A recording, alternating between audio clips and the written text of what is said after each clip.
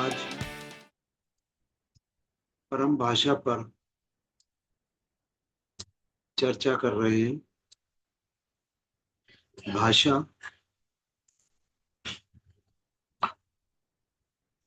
भाषा हम सब भाषा से ही एक दूसरे से बात कर पाते हैं। भाषा बहुत है। हर 50 किलोमीटर पर एक भाषा बदल जाती है। भारत में हर प्रदेश और प्रदेश में कई कई भाषाएं हैं। हम हिंदी क्षेत्र भाषी हैं,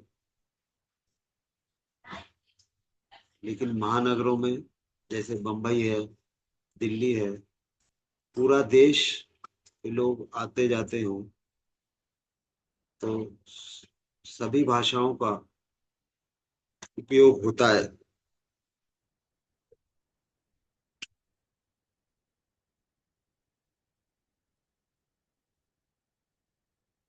ये भाषाएं हमारे द्वारा, अपने अपने क्षेत्र के द्वारा, समाज के द्वारा बनाई गई हैं।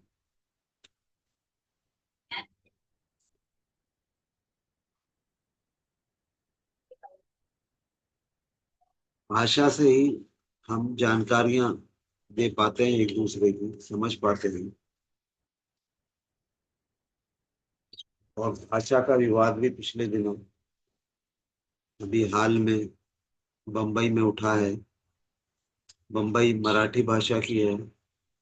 बिहार, हर प्रदेश की अपनी भाषा का है। लेकिन एक भाषा परम भाषा भी होती है। परम भाषा सभी की एक भाषा है, समझने की बात है। ये भाषा मौन होती है और हर चीज को अपने को व्यक्त करती है।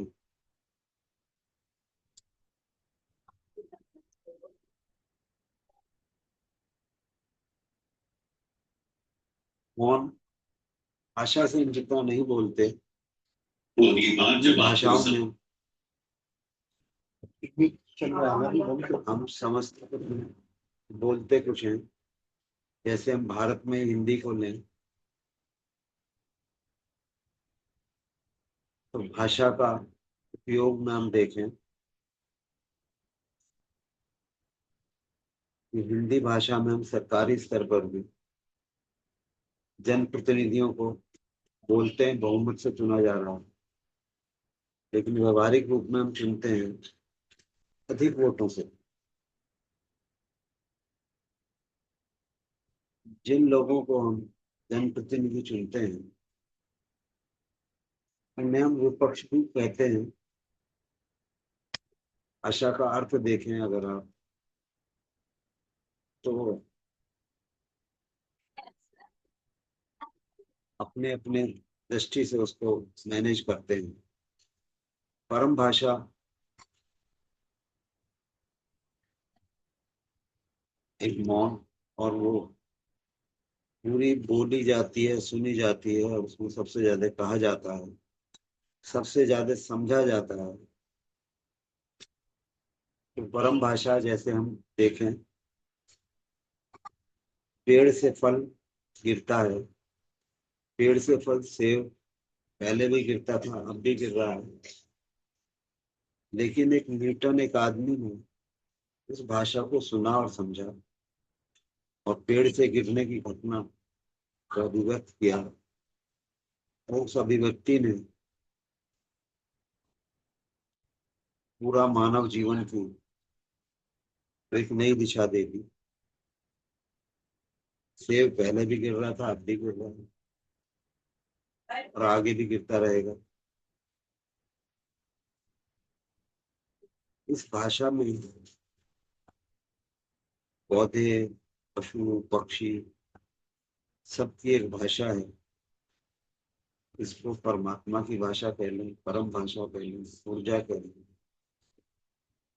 श्वासों की भाषा कह लें, अपनी अपना समझ है, दृष्टिकोण। कैसे हम जान लेते हैं ये भाषा होश से लिखी जाती है, समझी जाती है। Hello hello. हाँ जी हाँ जी। इस भाषा पर फिर अगले सत्र में चर्चा करेंगे। अच्छा जी। आज इतना ही रखते मैं हैं। देख। हाँ जी हाँ जी, इसी नंबर। धन्यवाद। हाँ वो मैं भेज दूँगी, भेज दूँगी। ठीक है। हाँ ठीक है।